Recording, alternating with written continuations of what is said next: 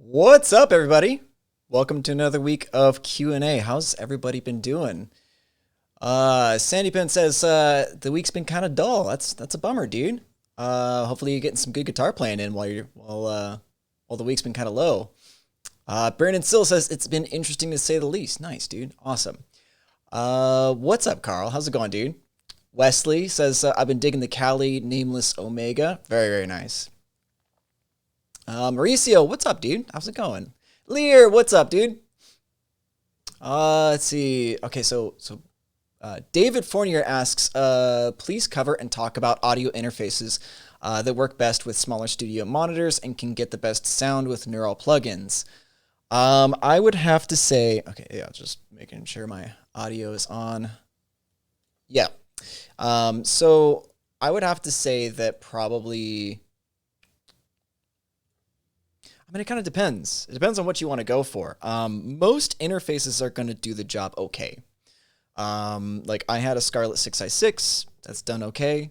I have the Scarlett Focusrite 18i20, and that's done pretty well as well. I am looking to upgrade at some point, probably to maybe an Audient. I'm not sure, but I've also heard that the Audients are really cool and affordable. Let's see, we had Audient interfaces at the NAMM show. Let me try and see if I can find the right one. I've seen the Audient ID14 is pretty good. I think it was Audient. I don't remember. It had two inputs. It's a pretty compact little deal. Anyway,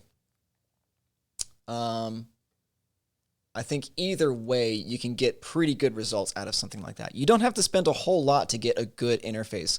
The preamps aren't going to be amazing. Like that's, I think, one of the benefits. That's one of the things that people really like having, like the higher end interfaces have preamps that will, affect the signal in a certain way, saturation, EQ, whatever, which will kind of give you a little bit different quality of tone. I like the Focusrites because they're fairly clear, and you don't necessarily have to have a DI box, because they are the quality now of like consumer level interfaces is good enough to have a good instrument level input. So long story short, you could go, like I've seen people use the Scarlett 2i2s to great effect. Me personally, I wouldn't go anywhere below a Scarlett 4i4, only because it has the MIDI input port. So in case you wanted to play live and have a MIDI controller to use with the plugins, I would go with the 4i4. Because yeah, the 6i6 has been great. Also with the 4i4, you have 4 outputs, so that kind of gives you a little bit better range on things you can do with it. Like I got the 18i20, because I knew I was going to have more, like, I was going to have recording sessions that were going to require more inputs. Like, even now, so, like, I have, let's see, like, I have my Pro Tools radio physically routed to input 1 and 2. I have, so those are coming out of 5 and 6 into 1 and 2. I have another output from 7 for my DI signal to go to my physical tuner that I have, because I have a nice Peterson. I have outputs 1 and 2, and then if I want to sub, I have 3 and 4. So I'm using 7 outputs right now. And if I had my microphone plugged in as well as my guitar, like I do have my guitar DI plugged into 3. This could be plugged into 4. So it's like, it just depends on what you want to do, how complicated your setup is going to be. Like I knew that I was going to have a lot more complicated setup. So that's going to be up to individual choice. Okay, let's see. Let's go ahead and go through the comments. What's up, Michael D? How's it going, dude? Says he's been busy with work. That's good. That's good. I'm glad you're working, man. Yeah, Brandon Sill says 3rd gen 18i20 is really good, even if you're only using 4 of the inputs. Yeah, no, it's been great. I actually used this in conjunction with I think a PreSonus ADAT PreSonus interface to record those drum tracks for the thrice ones.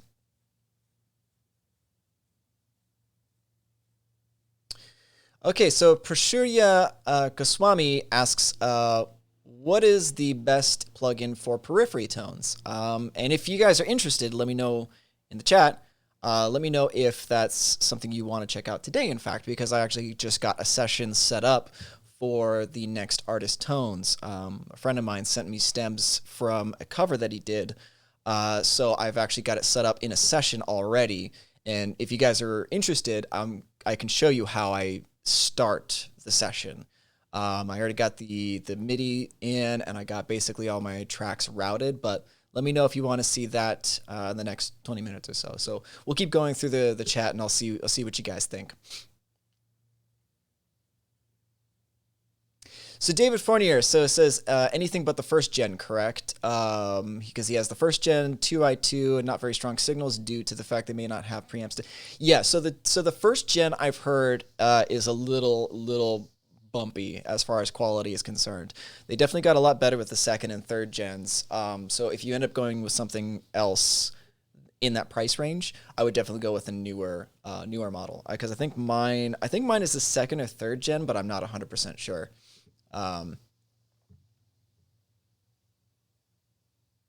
Okay, so Steven Sayer asks, do you have to go to EQ settings when getting a bit of high-end fizz on high-gain tones? Yes and no. It kind of depends on the tone, but yeah, you could go with external EQ, you can do the internal EQs. I tend to try and mess with my IR, the impulse response, first, because the positioning of the microphone will really determine whether you have those resonant frequencies, this fizzy kind of whistly frequencies in the presence range. So I would go there first and try and nudge the mic just out of range of those whistling frequencies. Also, I never EQ soloed. Like, maybe occasionally, but the majority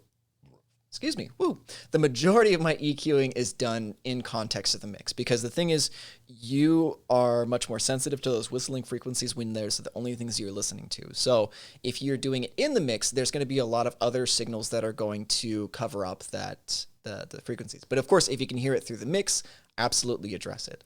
Or if you think, maybe you might hear it, solo it out, see if you can hear it, do an EQ move to break it down, and then unsolo it so you're still in context, and then turn the EQ on and off to make sure that it's exactly what you're listening to.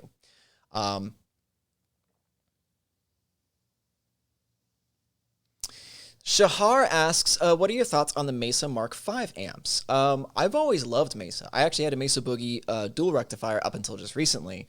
I've had that thing for, God, I think probably about 15 years. But I love Mesa Boogie. I love the sound. I love the feel of them. I just don't particularly have any need for physical amplifiers right now, considering my line of work. I think that the Mark V's are great, and they're definitely a staple of the Mesa line, though. I wouldn't mind seeing that in the future.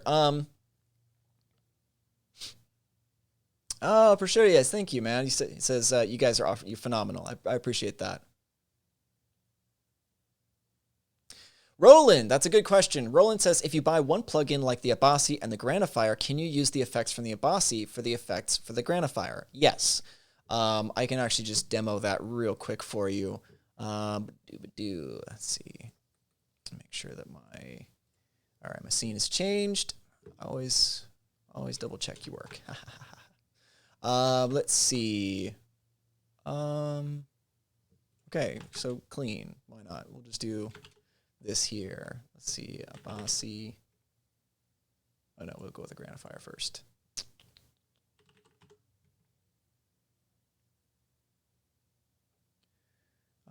Actually, let me do this real quick. I'm going to, yeah, okay. Granifier, stereo.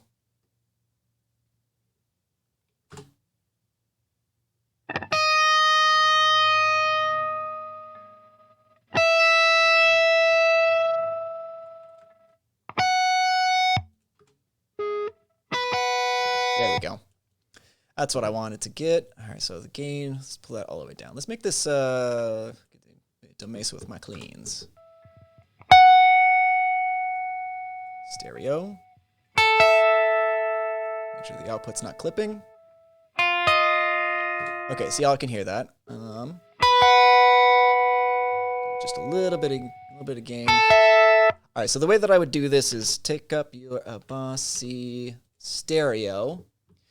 Now, what you do, come up here and right-click or double-click on the icons to turn them off. So then you would come here, and then you would turn on your stuff to that. I usually like doing something like this for my settings. Mix. Stereo again.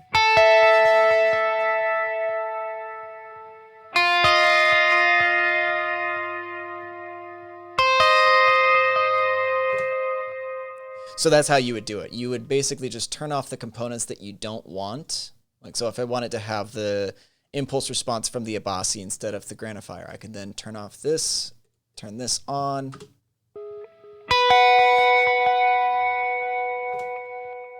And that's how I would construct my signal chain.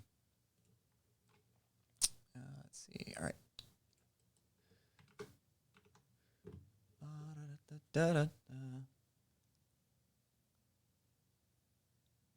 Nice, Shahar. Yeah. I just just went over that. Awesome.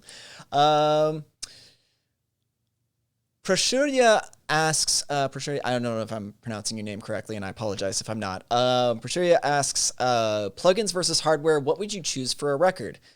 I would say right now, I'm kind of like, I have so much available to me in the digital realm now that was not available 5-10 years ago. I mean, like, if anybody who's worked with the Easy Mix packs or the Bias Effects or Pod Farm stuff, like the presets, knows that digital recreations of plugins, digital recreations of physical pieces was really kind of shoddy, kind of hit or miss. You can make it work. I mean, like, with a really talented engineer and a really talented producer, they can make any of those tones work. You look at any of the, like, you go with an example like Monuments, right? So John Brown still uses Pod Farm, if I'm not mistaken, or did use it on a lot of his albums, and they sound great, you know, because he's a talented dude. He has great ears, so he knows how to get his tones to sit in the mix and to complement the rest of the mix. But as far as like right now is concerned, like, we have so much good digital recreations of physical models that I can have so much freedom just in the box. Like, I'm doing all of my productions in the box now, and I don't really have any need to go with the physical. If I was actually working on,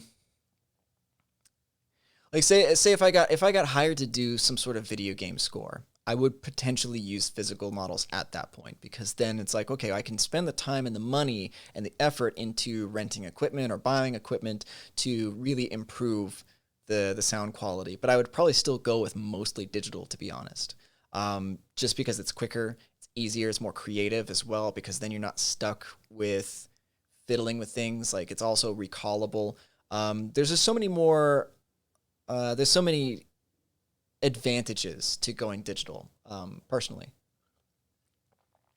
All right. Calston asks a question here. What's the difference or when to use the Zool or the noise gate on the DSP plugins? Thanks in advance. It's a little bit different as far as like attack and envelope and release times are concerned.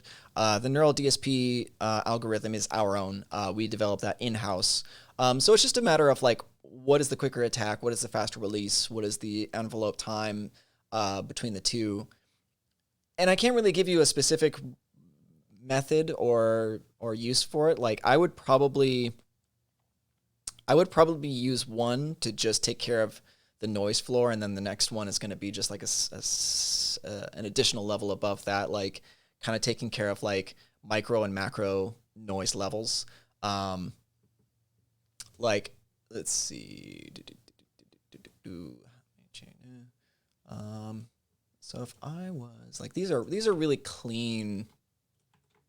These are super clean DIs, right? Like, my buddy Joao sent these to me.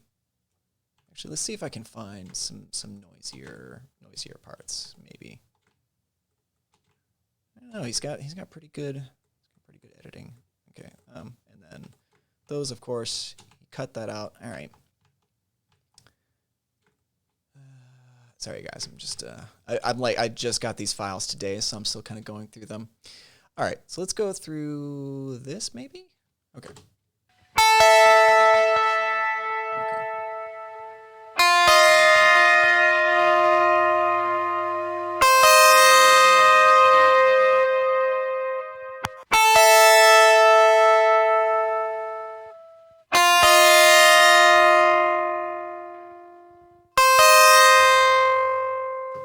Right, so you can hear that it's actually starting to engage, like, and kind of cut out the noise midway through the notes, right? So, like, if I was just to solo, if I was to get these two right here, right? So the playhead gets to about here when the gate starts to kick in. Now it's very gradual, which I like. So it's a matter of just making sure that this stuff here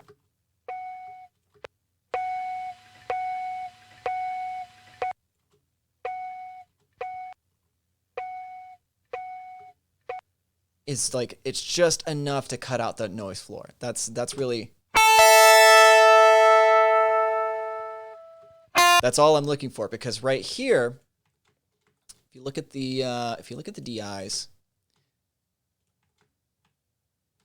okay, this is about as big as that's going to be. So let's go ahead. 8, come on. So right here, you can see that that's all just noise. That's not anything at all. That's just guitar signal. So that's going to be, processed by the head, and it's not going to sound so good. My goal for my gates is just to cut off the signal right before the noise ends. So you heard how I kind of dialed that in.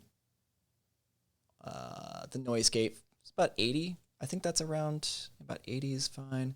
And then with the Zool, you can put that up and just kind of mess around with them. I would definitely experiment. You're going to find something that you prefer, but adjust for play styles as well, because some of the more percussive stuff you're going to want to cut off harder than other stuff. So it's going to be dependent on play style and personal preference. But I usually try to get this gate to use this gate for the lowest of noise levels, and then I'll use the Zool as just additional cleanup. All right, let's go back to the front.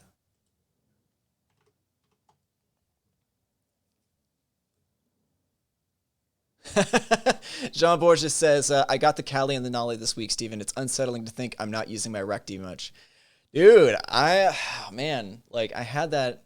There's a reason why I sold my rectifier. It was a dual rectifier. It's a great amp, but I just was never using it. I did use it for one of the video examples, but it's just not worth keeping around. Just considering how heavy it is and how much room it takes up, it just wasn't really worth it. So I ended up just selling it. And I totally get it, because once you get something that just works super well, is intuitive, and allows you just to be creative and have fun with it, it's hard to go back to the other thing.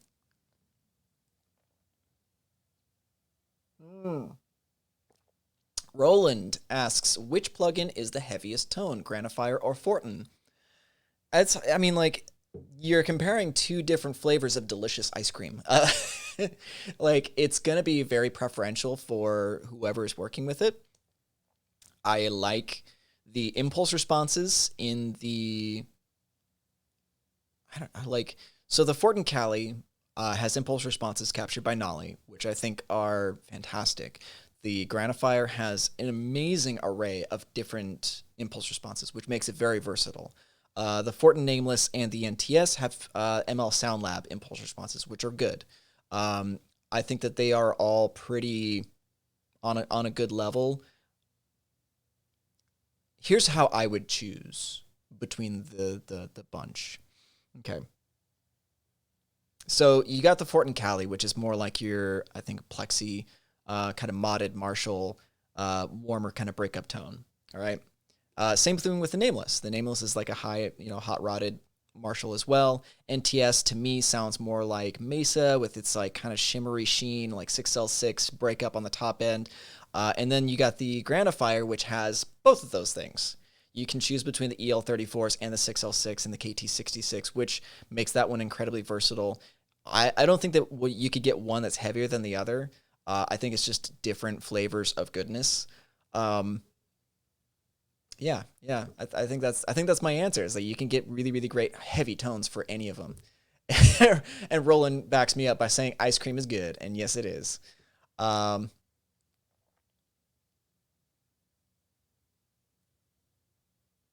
Jason Stallworth says heaviest tone, Fortin NTS. Yeah, I mean, you could definitely do that.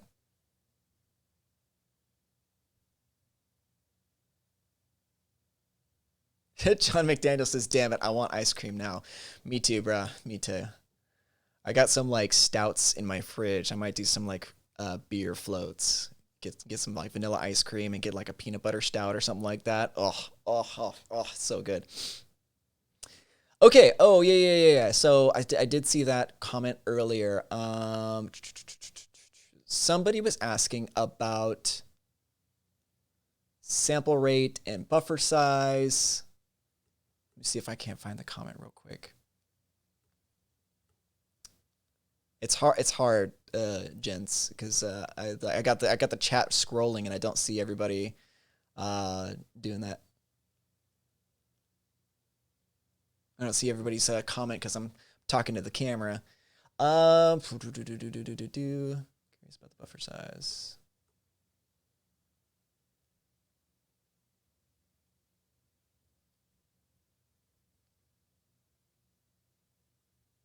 Oh, Colston, thanks, man. He says, thank you very much for the answer. You're a wonderful teacher. I love these videos. I appreciate it, dude. Thank you so much. Okay, so somebody did ask me to kind of break down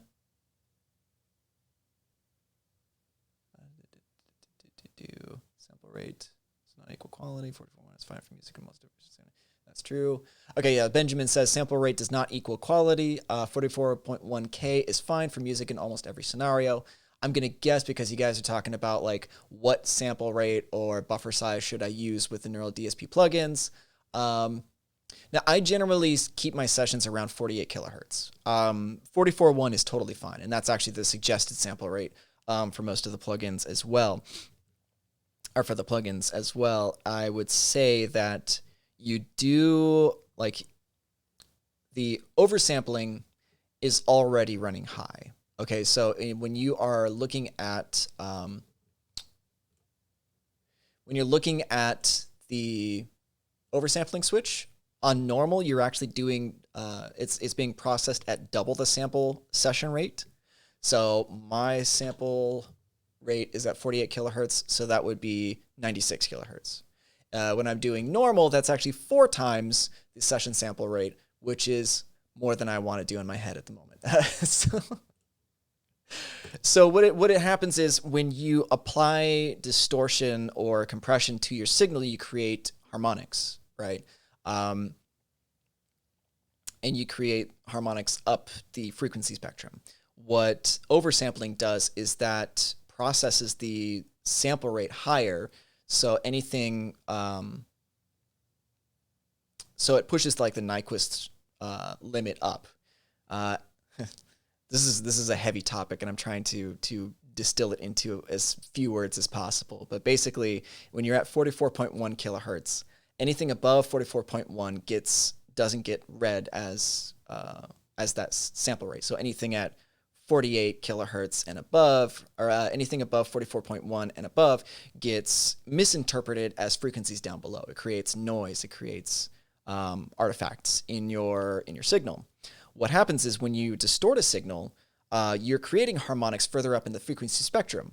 So the oversampling allows the plugin to process those higher frequencies and then does a low pass at your session sample rate. So those frequencies get cut out entirely, so you don't have aliasing down further in the frequency spectrum. So less noise, cleaner signal, cleaner distortion. And then the oversampling just is how much further up you're processing the audio. Now, oversampling on normal is normal. On high, it does tax your CPU a little bit more. So what I would suggest for most people who don't have, like I have an i9 Intel processor, which allows me to use high oversampling even when tracking. But if you don't have something that's like, that can really handle that, I would track at normal oversampling and then bump it up to high once you're done tracking or you want to commit the tones. But anyway, so let's go over buffer size very, very, very quickly. The lower the buffer size number, the faster your CPU is trying to process the audio and get it back out to the speakers. That is taxing on your CPU, so you have to find that balance between latency and what your CPU is capable of processing. So for my mix sessions, my playback engine is at 1024 samples. When I'm recording, or I usually set it at 128 or 256 samples. That usually gives me, 256 gives me a decent amount of latency, but still allows me to run some heavier plugins at high oversampling. What I would suggest you doing if you're not really familiar with it, start at 1024, play a little bit while doing direct monitoring so you can hear what's happening through the signal. And then start bumping up the samples so you get less and less latency until you get to the point where your audio starts crackling, and then you back off to the previous sample rate. So if I'm at 256, I'm playing, it sounds and feels good, I can bump it up to 128, and then it starts crackling a little bit, especially when I start playing hard. Then I back it back down to 256, and that's where I'm at. So hopefully that was concise and didn't ramble too much. Okay.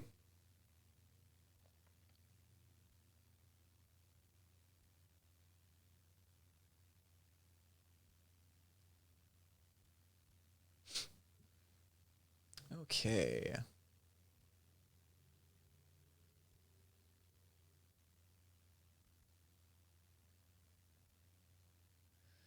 I'm just reading through the comments. Jason Stallworth asks, is there a plan to add effects to the Fortin amp suites like delay, reverb, and chorus? I don't know. That's going to be between Fortin and the developers. So I don't know of any plans to add that. I'm not sure if that's going to happen at this point. Jason Clements says, gents, what's up, dude?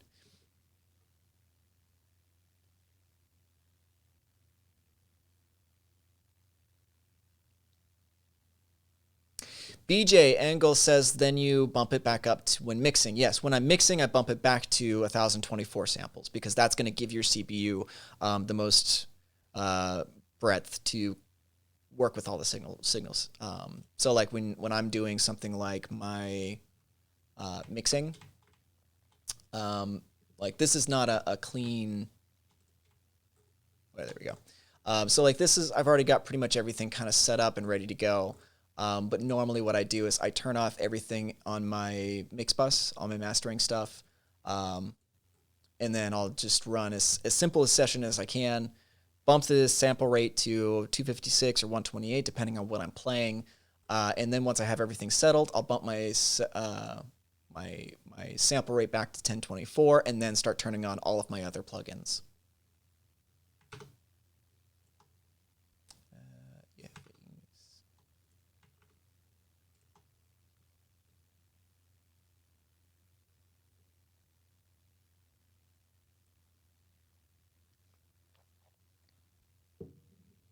Okay. Pershuya asks, which plugin is the jack of all trades in a good way? The one that will sound good for everything. Okay, so you got Jason's already chiming in with the Plini. I would say either the Nolly or the Plini. I would tend to lean towards the Nolly myself because I like that third head quite a bit. I like the third head in the Plini, but that's not my natural choice. Yeah, Jason, Pliny is extremely versatile.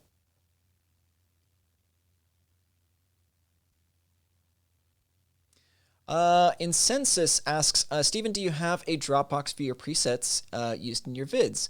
They sound great, but they don't look like built-in presets. Yeah, so I generally release my presets with the videos. I could probably get my presets to them before they launch, but I'm usually the last to get the plugin, and that's really at that point. It's like, okay, I have them, and I'm gonna start writing a track for it, and then do my component breakdown video. So I usually am working on the video stuff rather than making a whole bunch of presets. So I usually get, so yeah, I usually just release my presets with the videos. You'll find the links in the description. But if you wanted to, so this is kind of a cool thing. What you could do, if you were so inclined, say you have, let me make sure I got this up. Yep. Okay. So say you wanted to make a folder for me. Like, so you went to my Kali video and you got all of my presets, but you don't want them to end up in the user folder. You could actually go to either artist and then Control-N, Stephen Ward, and then paste all of my presets in there. Relaunch your preset or relaunch the plugin, and then my name will be under artists.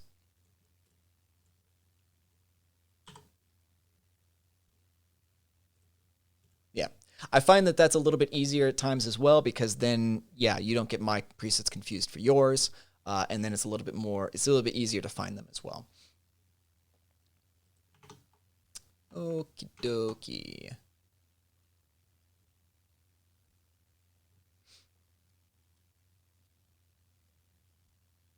Jason Clement says, Nolly has a 5150 for true metal, and Pliny doesn't get you a super metal sound without a lot of tweaking. Nolly does it a lot faster, in my honest opinion. Pliny has better cleans, though. So there's definitely, like, strengths and weaknesses. I think that Nolly is a great all-around plugin.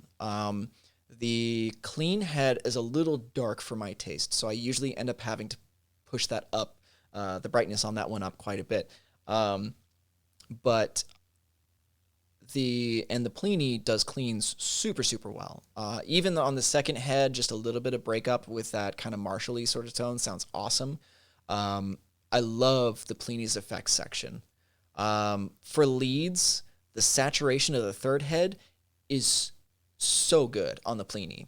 On the Nolly, you get great lead tones. The effects are pretty good. It's not my particular flavor, but they still sound great. Like, I still use them on a lot of my productions. On the Kali demo video, I used the Archetype Nolly's effects section on the leads, because it fit the song.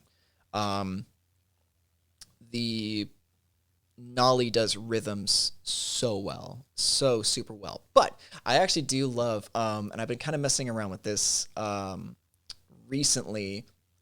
I'll show you guys something that I've been doing. Let's see, get my face out of the way there. Okay, so we did sort of this thing with the Omega Ampworks Granifier. It sounds like garbage because I don't have the impulse response on. There we go. Okay. What I have really been doing recently is taking the Archetype Nolly, and I will turn off everything but the effects and the pedals. Turn on the delay.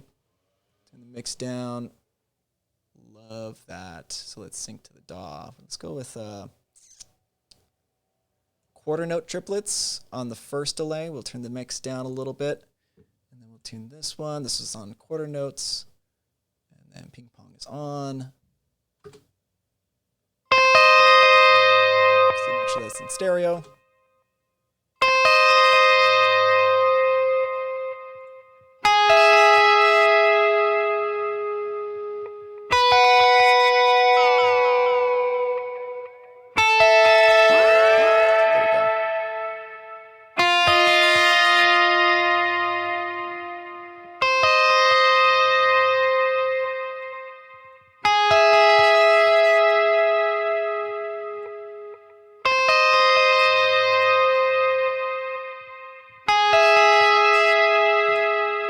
It gives you this cool, like, syncopated delay between the left and the right.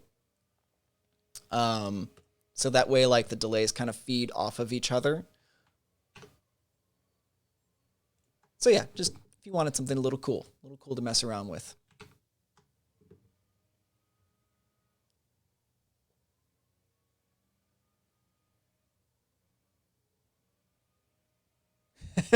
Yeah, it sounds like garbage. Yeah, no, sorry about that.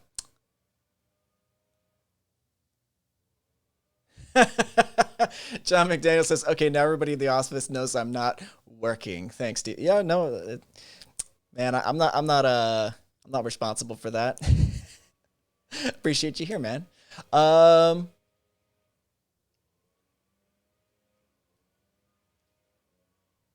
okay, so Turbo asks, "Hey guys, love your stuff. Own the nameless, and sometimes I wonder how much work goes into a single plugin. How long does the UI design, coding, and overall development usually take? Thanks."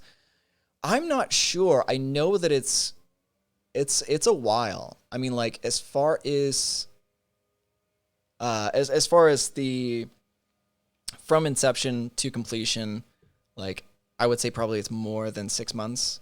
Um, some of these plugins are in development for quite a while. It really just depends on how quickly the development goes, how the making sure that everything is perfect on launch.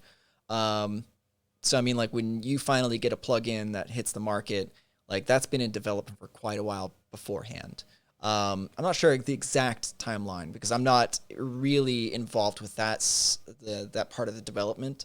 As I mentioned earlier, I generally get the plugin right before it's going to release.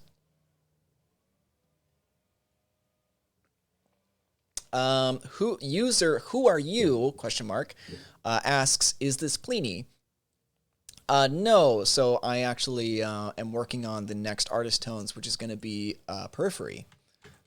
Really excited about that. My buddy Joao sent me the stems for the cover that he did, so I'm going to go ahead and work on that over the next couple of weeks.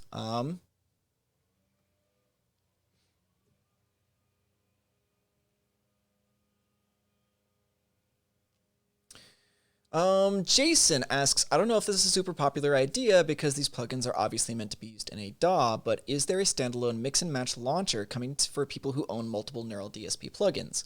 I'm not sure, actually. I know that that's been tossed around, and I know that that's been asked for quite a lot. Sort of a universal neural DSP, I'm not, source, window, whatever, host plugin for the neural DSP plugins. And I don't know if that's on its way. Again, I'm not really part of the development team, so I don't know off the top of my head.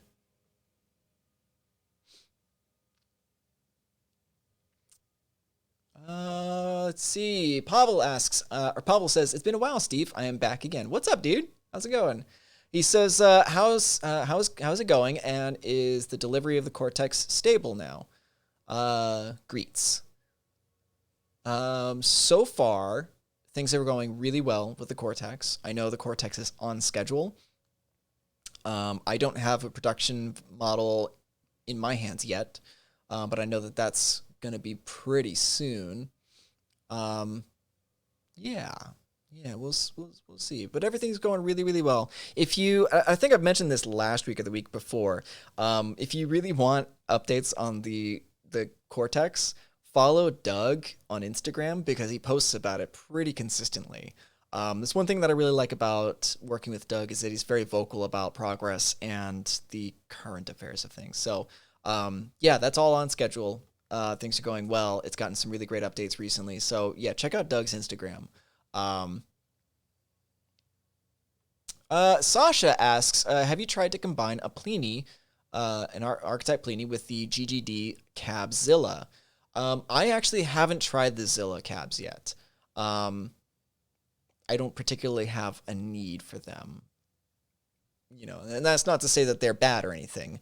I think I might have spoken about this recently in one of the live streams that I like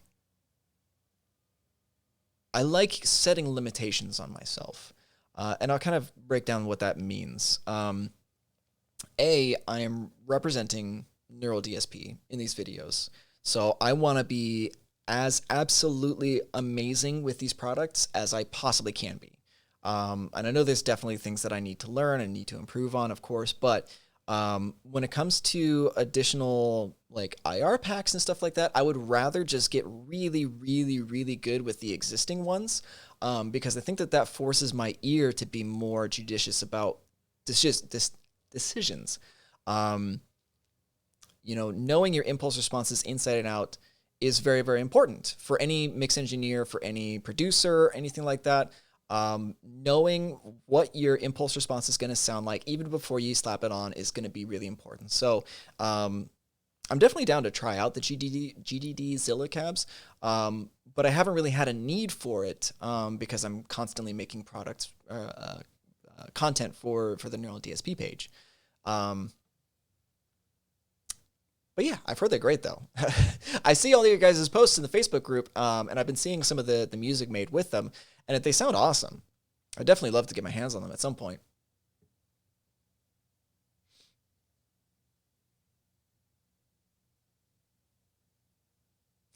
Jason says, I'm on the second wave for the QC. November feels so far away. Yeah, man. It's going to be here real soon. I think what's made the wait more difficult is everybody being home. The stay-at-home order in Los Angeles has just been extended to July or August. I think my girlfriend just said August this morning. And it's hard because you're basically just stuck at home. You can't go to the theaters. You can't go Disneyland is an hour away and I want to go. So, that and Universal Studios. So there's a whole, I'm living in LA, which is like entertainment central, but I can't do anything. So I am indoors working all the time and trying to keep myself entertained, which makes the wait until November more difficult. And I definitely understand that. Yeah.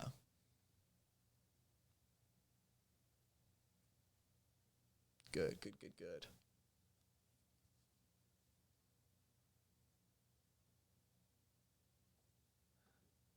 Let's see. So who are you asks, I know you didn't Adam Jones tone presets on the Nolly, but would you ever do the same on the Abasi or Plini? Yeah, I could definitely do that. I think it would probably be easier on the Plini in my first impression. Obviously I don't know until I get the amps on there, but my first impression would be to try out for the Plini first. Second head, definitely second head. Maybe if you put on the third head and then turn the gain really far back down, use the overdrive to lower the level output to the head section. Maybe something like that could get the third head working for you on some of the more saturated tool tones. But again, those are just ideas. Okay, so KH2, ooh, yeah, I have no idea how to pronounce that. Hey Steve, trying again. Any tips on reducing fizziness on distorted tones? Thanks. Yeah, sorry, the chat's moving so quickly, and I have to scroll back up to try and retrace my steps. So I apologize if I don't see your guys' questions. So reducing fizziness on distorted guitar tones, definitely turn the gain down first. See if that helps. Adjusting your microphone positions. You know what? Here, let me just do this. Because I want to start on this real quick. So this is my rhythm. Do. So everybody I'm gonna try the Omega first. And hopefully this doesn't blow out you guys' ear.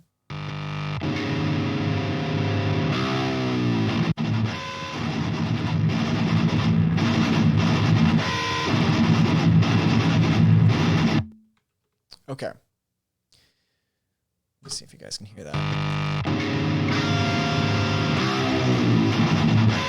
Okay, so you guys can hear that. Now, I'll talk about my process real quick at how I set up my tones first. So generally the first step I ever take is working through my impulse responses first. So, and I'll do that in context of the mix. So.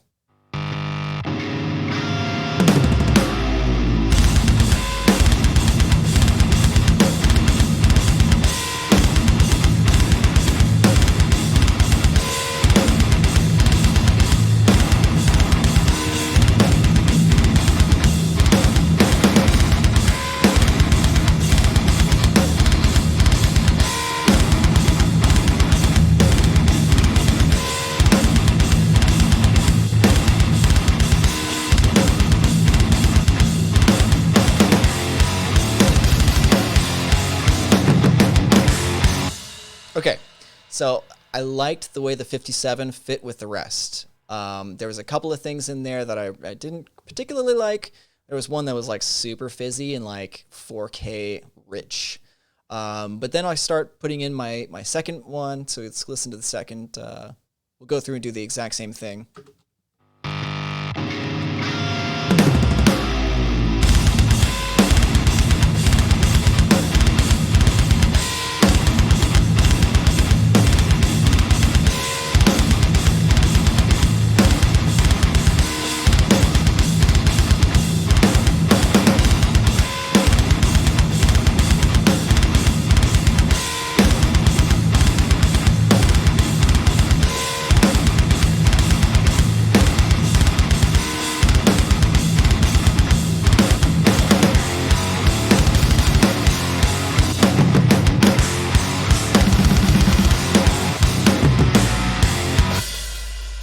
That sounds pretty good. Okay, so let's say that you can set up too much gain on your signal. So let's say I turned on these pedals real quick.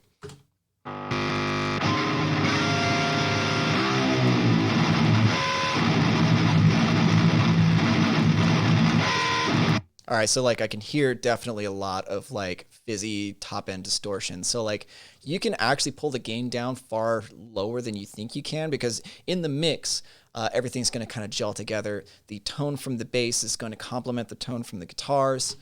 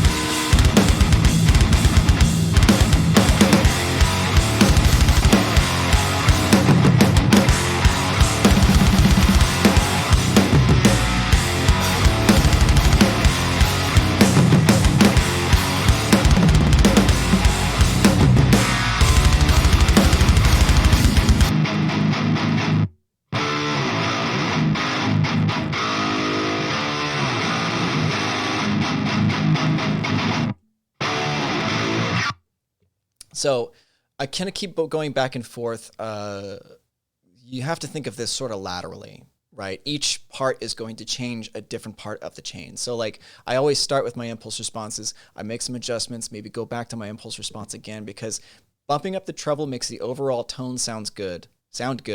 But then maybe there's a little bit too much fizziness, right? So then I come back here and make some adjustments on my impulse response. So if you heard, I took the position, I pulled it in, and then so you start hearing that like sizzly sort of sound, and then I move this just as that starts to drop out of your focus. Drop out of the focus, right? So.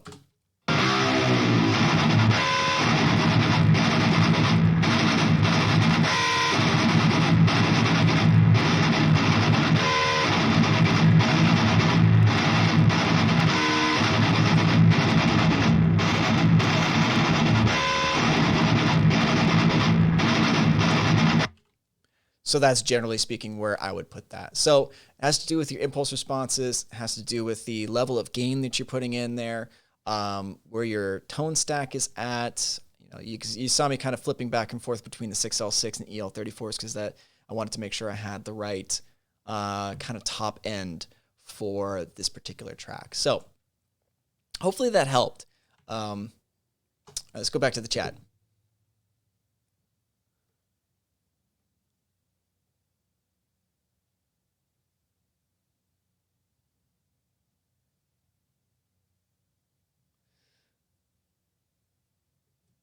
Okay, so Panchito13 says, wow, the Omega sounds really good. What audio interface are you using right now? Did you ever use an active box like a Radial J48? If so, does it enhance the sound you get? Okay, so Panchito, so I am using the Scarlett Focusrite Scarlett 18i20 currently. I've used the 6i6 before as well. I do have a Little Labs Red Eye DI box that I have used in the past. I'm actually going to get the, hang on.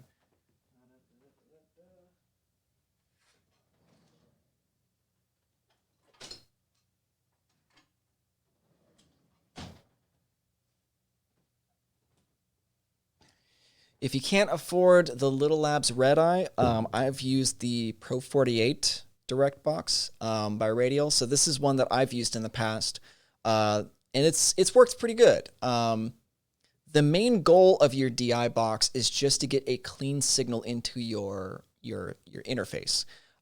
So if it sounds clean and if it sounds like a DI, then it's doing its job correctly, right? So so you don't necessarily have to go with like the Little Labs Red Eye. I like it because it's a DI box and a reamp box in the same module. Like I just kind of hated having two separate boxes because I had this one and this one like rolling around my filing cabinet, and now I just have them stuck in my drawer. So I had the opportunity to buy the Little Labs, so I just went for it. But you can get some pretty inexpensive DI boxes, which again is just a matter of changing your line level output from your instrument into a mic level input for your interface. Now, again, I might have actually addressed this at the start of the stream. You can have like most interfaces have a good instrument input. Definitely check the specs and make sure that the input ohmage can handle the signal from your guitar. I did do a video on DI boxes on the channel, so if you go to the channel and do a search for DI boxes, I do a full breakdown on what you want to look for with DI boxes, on interfaces, ohmage, that sort of thing. So check that out. That'll definitely give you a lot more illumination as far as like DI boxes and their use.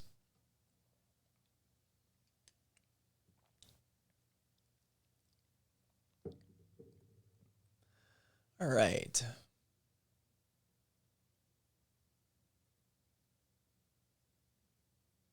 Kyle asks, I saw something online that more artist tones for the Omega are getting released. Is this still happening? Don't know. Not sure. I'm very tunnel visioned when it comes to the content for the channel. So like there's a lot of like independent creation going on with Neural DSP. So like I'm in Los Angeles, so I don't really get the opportunity to work with them, you know, face to face very often. So I am fairly tunnel visioned on the things that I need to work on. So like the artist tones, the tone breakdowns, the demos, the collaborations, that sort of thing. So I definitely try to make that. I try to make a point of knowing what's going on with the Neural DSP, like what we're releasing, but it doesn't always get my attention until it's usually released. So I'm not sure, to be honest. Hopefully, you know, I mean, like you could definitely check out a bunch of videos that I've done before and get presets from my videos as well. Yeah, John McDaniel says the Radial DI boxes are excellent in my opinion. Yeah, no, they're pretty great. Again, it's sort of like it's a very simple but effective tool.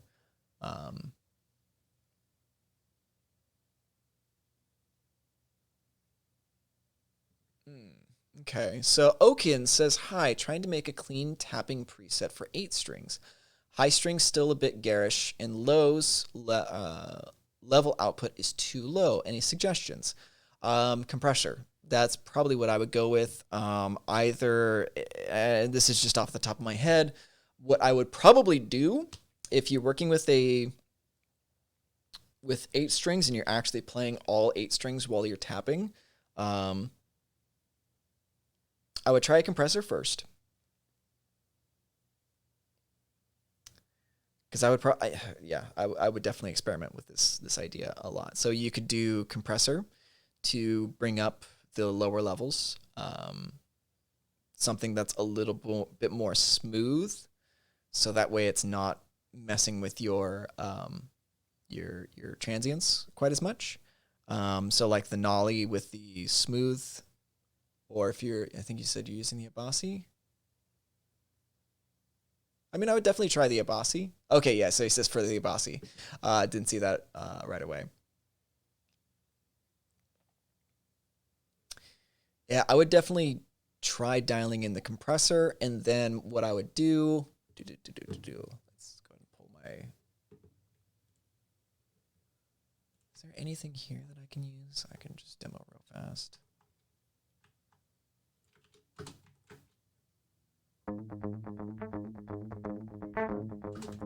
Sure. Stereo. And it depends, of course, if you're going with a clean or a lead, but I would address the compressor first. So, okay amount of compression, level, regular. I wonder if maybe, does he have anything? I'm not going to worry about it. Compression, and then I would take the EQ on this. Like I would turn the gain down as much as you can, smooth voicing, and then adjust the EQ before it hits the head, so that way you get a little bit more level signal out of your DI before it goes into the head and gets all the gain and the crunch or the mids, adjust it with the tone stack. So that's probably how I would approach it at first. And obviously that's an approach that could change. Like multi-band compression could also work as well.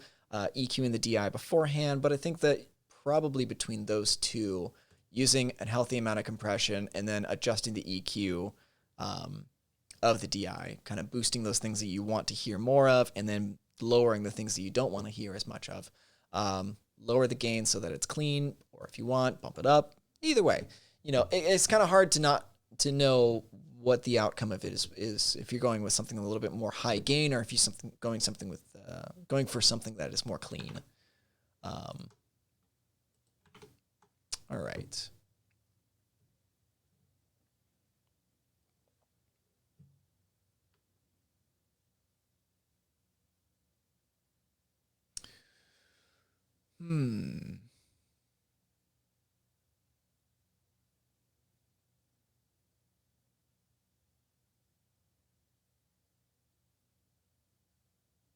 So I'm just reading through the chat right now. Okay. Obviously not top of the line, but I hope you figure out what my issues are. Okay.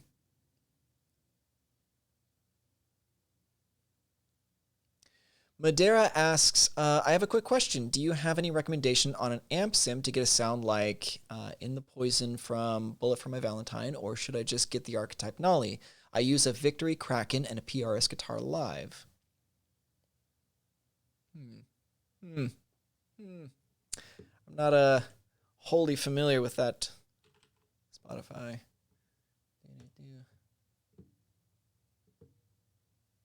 don't think this is going to go through. Oh, I just don't want YouTube to be like, hey, you can't use this audio. So let me look this up real quick. In the Poison.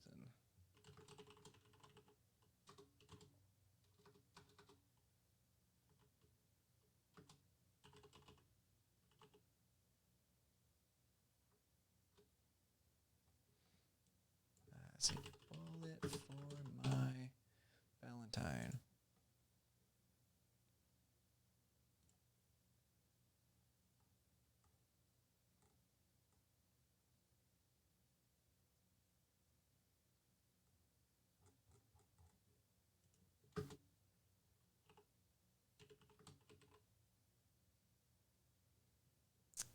Poison. There you are. Okay.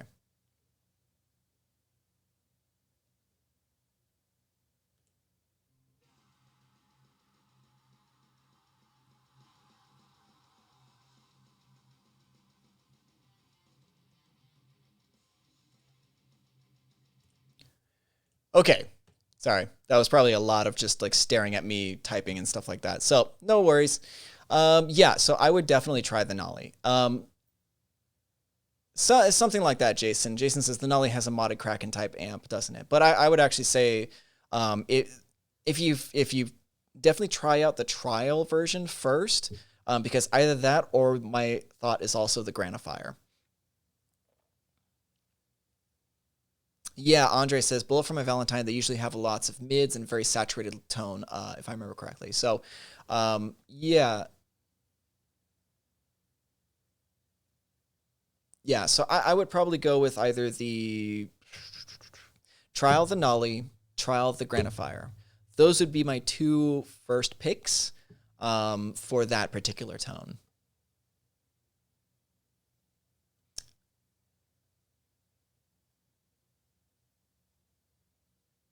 Okay.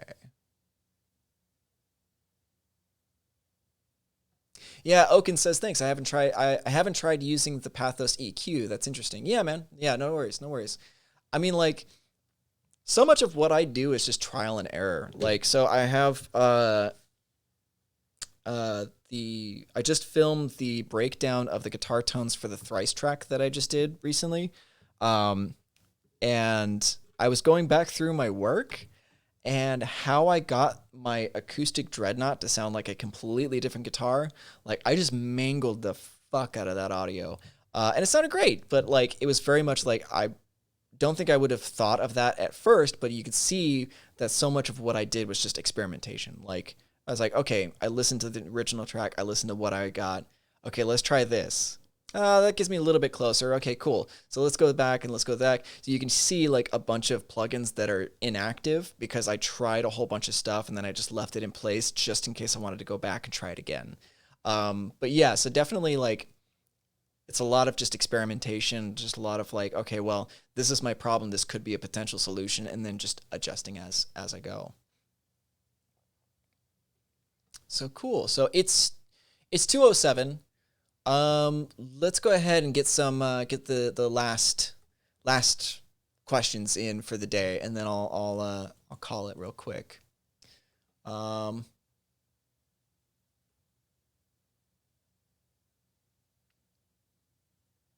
yeah, Jason, we did a thrice cover of Black Honey.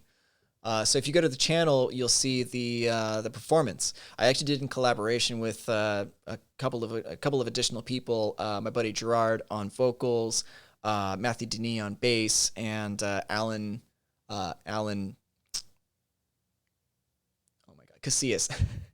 Alan Casillas on the drums, and it was awesome. Like I really enjoyed it. I actually had Alan record drums for a couple of other tracks as well, which I'll use for future um, artist tones vids. But yeah, check it out on the channel. Let me know what you think. Yeah, man. John McDaniel says thanks again, Steven. Information and entertaining as always. It's my pleasure, dude. I really do enjoy doing this sort of stuff. So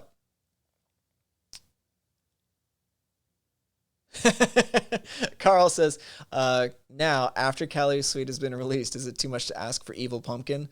We'll see if that happens, man. You know I'm not going to say anything about it because I like my job too much to tell you all anything to get me in trouble. You know, so that's that's where we're at. Oh, Pavel. Okay, Pavel asks the hard hitting questions. Uh, Tequila or gin? And then he asks tequila or mezcal. Um, Mezcal's great. It's a bit smoky at times. It depends. But I actually got this tequila called Ghost, which is a really clean tequila that's been infused with ghost peppers. My girlfriend got me hooked on it, and it's so good. Um,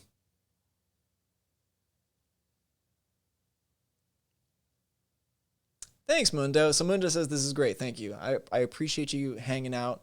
I appreciate you all coming out like week after week, seeing the same faces, names, pop up in the chat. I appreciate each and every one of you for supporting me and Neural DSP. And this is, so, it's a lot of fun.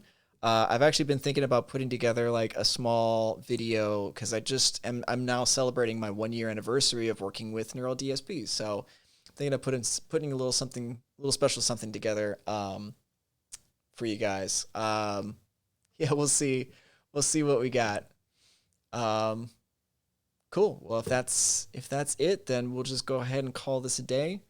Thank you all so much for hanging out with me on this lovely Wednesday afternoon as I wear my pajama pants during the stay-at-home quarantine. Love you guys, and as always, I'll see you in the next video.